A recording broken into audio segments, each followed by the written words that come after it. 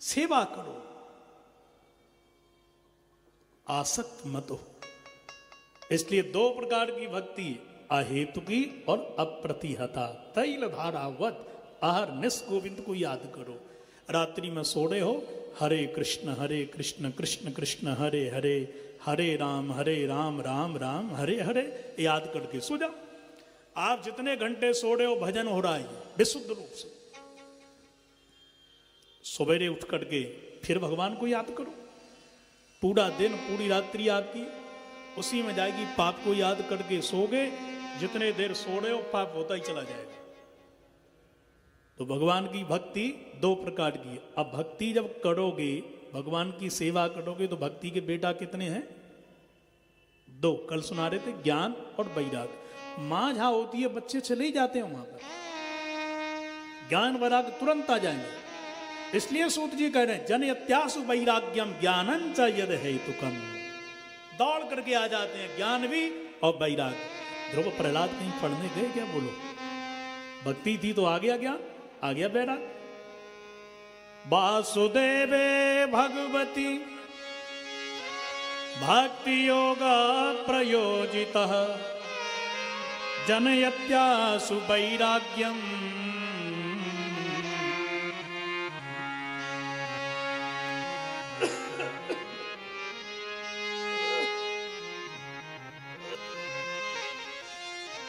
ज्ञानं च यद हेतुकम्। दौड़ करके आ जाते हैं दोनों, ज्ञान वैराग्य, और आकर के आपके हमारे हृदय में बैठ जाते हैं। ये क्या बता रहे हैं सूत जी? भगवान से जल्दी मिलन का उपाय। भक्ति देवी आ गई तो बच्चे भी आ जाएंगे, ज्ञान वैराग्य आ गए। अब ज्ञान वैराग्य और भगवती भक्ति आ गई, भगवान कहाँ रहेंगे? दूर रह सकते हैं क्या? बोलो। दौड़ करके भगवान आकर के सीधे आपके हृदय रूपी दह में कूद पड़ेंगे। आगे ठाकुर जी उसी को परम तत्व कहते हैं। बदंती तत्तत्व विदस्त तत्वम यद ज्ञान मद्वयम ब्रह्मेति परमात्मेति भगवानीति शब्दते। वही परब्रह्म भगवान है, वही परमात्मा है, वही ब्रह्म है। तो सच्चिदानंद से मिलने का यही सरल सहज बड़ी तीव्रता से मिलने का उपाय है। भक्ति के सहारे से भगवान को पकड़ लो। प्रेम से बोलो श्री राधे श्री राधे। ये उपाय।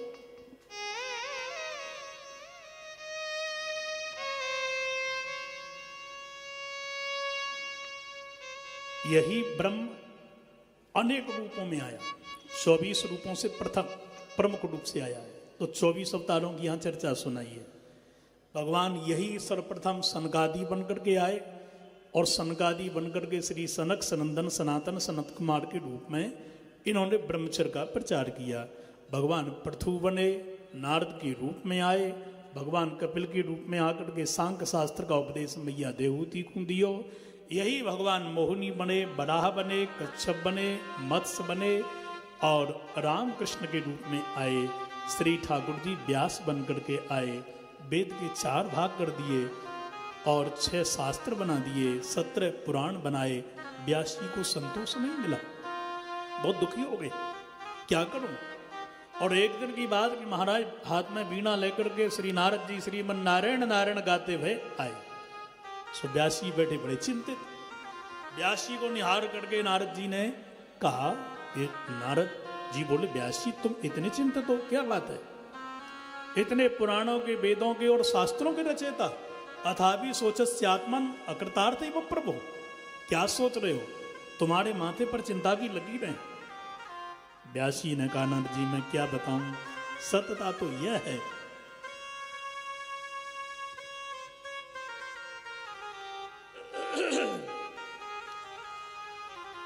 मैंने इतने वेद पुराण शास्त्र बनाए, पर मन को शांति नहीं।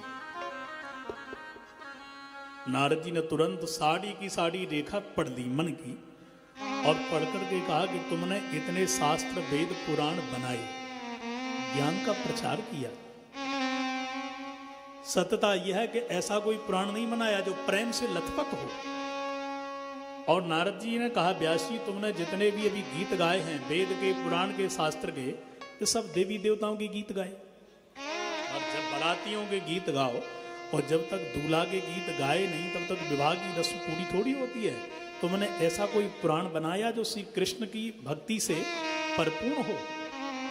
मेरी भी जीवन में देखो कथा, मैं भी अपनी मैया के कुलता बेटा था। कौन कह रहे हैं? नारद जी व्यासी से अपने पूर्व जन्म की कथा कह रहे हैं। मैया के अकेला बेटा, क्योंकि पिताजी मेरे थे नहीं। एक ब्राह्मणों की बस्ती में जाकर के मैया कुटिया बना करके रहने लगी। मैं भिक्षा करने के लिए जाता, जो भी मिलता ले करके मैया को देता। मैया रसोई बनाए करके गोविंद को भोग लगाती। मैया और बेटा हम दोनों पाए लेते। अब एक दिन की घटना क्या हुआ? अहम पुरातीत भवे भवम मुने दास्यास्तु कस्याश्चन वेदवादिनां निरूपितो बालक एव योगिनां शुश्रूषणे प्रावृषि निर्विवीक्षितां। नारद जी पूर्वजन्म की कथा कह रहे हैं। जब वह एक दिन की घटना कि मेरे यहां साधु आए, महात्मा। महीना था आषाढ़ का। दो साधुओं ने आकर के कहा, बेटा सुनियो। नारद जी बोले, हाँ महाराज दंडोत, कहो क्या किया है? लाला रे तू कहे तो तेरी कुटिया पे बड़ा अच्छा लग रहा हो, आज की रात्रि हम रुक जाए। मैंने कहा महाराज जी अहो भाग्य हमारे, रुक जाओ। साधु रुक गए। मैं दौड़ करके गया, भिक्षा मांग करके लाया। मैया ने रसोई बनाई, गोविंद को भोग लगाए करके साधुओं को खिलायो और बचा खुचा हमने पाया। साधुओं को ऐसा मन लगाओ कि 4 महीने तक साधु रुक गए, सारे के सारे हमारी कुटिया पर। मैं प्रत्येक दिन जाऊं, भिक्षा करके लाऊं, जो भी मिले मैया रसोई बनाए, साधुओं को खिलाएं, जो बचे हम खाएं। उससे नारद जी का मन एकदम निर्मल हो गया। अब नारद जी ने विचार किया कि मैं भी साधु बन जाऊं तो कैसा रहेगा। पर नित्य प्रति मेरा मन तो बने साधु, पर मैया नित्य प्रति गीत गाए कि मेरो नारद बड़ो होएगो, जाको ब्याह करूंगी, बहू आवेगी, या को रोटी देवेगी, मेरी सेवा करेगी। हर मैया की इच्छा हुई। नारद जी ने विचार किया, यदि साधुओं की बात मानी तो मैया की अवहेलना, मैया की बात मानी तो दलबल बन जाए। ये दलदल में जा रहे हैं, क्या करें। भगवान की कृपा, एक दिन साधु तो चले गए अपने स्थान के लिए, पर मेरा मन साधु बन गया। मैंने विचार किया क्या करूं, ग्रस्त बनता हूं तो फंसता हूं, नहीं बनता तो भी विडंबना है, ग्रस्त नहीं बनता तो मैया की अवहेलना हो रही है। औनित सोचूं जिहि गीत माता कछु गावे, ओवे बेटा बड़ो बहु बटुआसी आवे। बस नारद बड़ा हो जाए, ब्याह करूंगी, बहू आ जाएगी, बस जीवन धन्य है। एक दिन की घटना क्या घटी?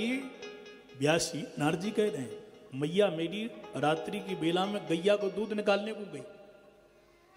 वर्षा हो रही थी, अंधेरी रात थी, सांप के ऊपर पड़ गया पैर, और सांप के ऊपर पैर पड़ा सो मैया को डस लिया। मैया तो मर गई। मैंने विचार किया, हे भगवान, अब गांव वालों को बुलाऊंगा तो कहेंगे जलाओ, फिर कहेंगे तेरे ही करो, और तेरे ही करने के बाद में यदि गांव वालों ने पकड़ के हमको ग्रस्त बना दिया तो हम तो झांके था। मां के मन की नहीं भई, मृत्यु पास में फंस गई, दूध दोहन घर ते गई, काली नाग ने डस लई। मैया तो मर गई। मैंने विचार की नो क्यों नहीं, ये सामग्री है झोपड़ी में, मैया को पकड़ के झोपड़ी में लायो, खींच करके आग लगा दी, मैया भी जल गई और सामान भी जल गया। और मैं सीधा मैया को जला करके मोह मई मम मातु मरी मैं घर से भाग्यो। श्री प्रभुदत्ताचार्य लिख रहे हैं, मैं घर से भागा। भागते भागते गर्मी की बेला थी, महाराज जंगल का बास था, प्यास लग रही थी, जमुना के तट पर पहुंच गया, पानी पिया, स्नान किया, समाधि लगा करके बैठ गया। और समाधि लगा करके जैसे ही मैं बैठा तो मेरे चित्त में ठाकुर जी की झांकी प्रकट हो गई। लेकिन हृदयासीन में सनई रही। व्यासी क्षण भर में वो झांकी मेरी लुप्त हो गई। मैंने विचार किया, हे भगवान अब क्या करूं। आकाशवाणी भई, नारद तुम्हारा भजन कच्चा है, जब पक जाएगा तो मेरी प्राप्ति हो जाएगी। भजन भी कच्चा पक्का होता है, जैसे फसल फल है ना कच्चा पक्का, ऐसे ही भजन आपने प्रारंभ किया तो नींद आएगी, आलस आएगा, काम तो हुआ ही नहीं। इसका मतलब वो कच्चा है, पकने दो। जैसे तुम्हारी दाल चावल सब्जियां पकती हैं, कोई दाल देरी से पकती है ना, और कुकर में लगा तो बड़े जल्दी पक जाती है। अम्बाला में जपोगे तो मंत्र देरी से पकेगा, और वृंदावन में करोगे माला तो जल्दी पकेगा। ये कुकर का काम करेगा। और गंगा जी के किनारे जाओ महाराज, हरिद्वार से ऊपर तो जल्दी पक जाएगा मंत्र। इसलिए तो तीर्थों में संतों के सानिध्य में बड़े जल्दी मंत्र काम करते हैं। प्रेम से बोलो श्री राधे, श्री राधे। जोर से बोला करो पीछे वाले की, श्री राधे, श्री राधे।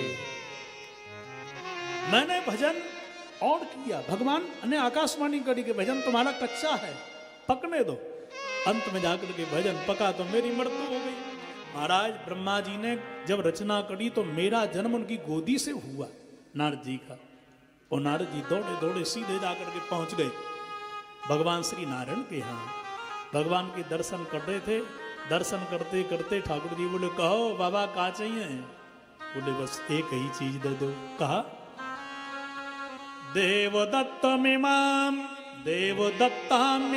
वीणां स्वर ब्रह्म विभूषिता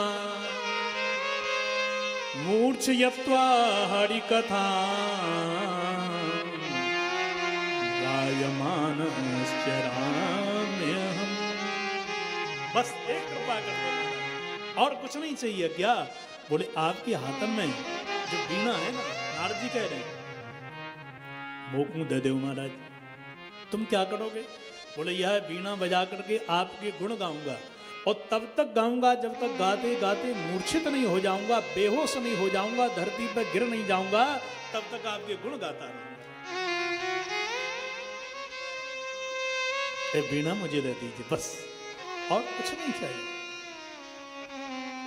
भगवान ने कहा, ले जाओ। पिता के धंधे को जो बढ़ाता है उस पुत्र को पिता संपत्ति बड़े जल्दी दे देता है।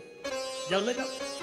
बस उस दिन का दिन है कि आज का दिन है। दुख क्या होता है मैं नहीं जानता। कौन कर रहे हैं? नारद जी। दुख कैसे आता है? हरि स्मृति सर्व विपद विमोक्षणम। हर विपत्ति का, हर दुख का इलाज है भगवान की स्मृति, भजन। भगवान को याद करो। पिता के रहते संतान प्रसन्न रहती है।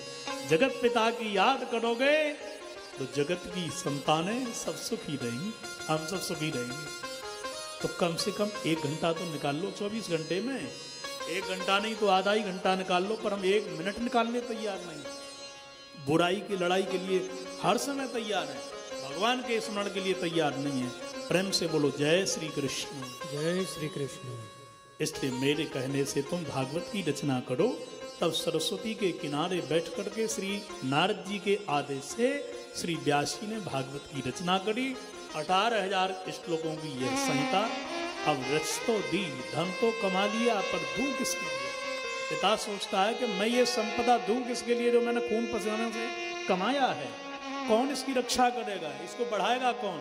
तब याद आई, ओहो मेरा पुत्र, एक ग्रंथ है तो ग्रंथ किसी निर्ग्रंथ को ही दूं जिसमें कोई गांठ ना हो, वही तो ग्रंथ की रक्षा कर सकता है।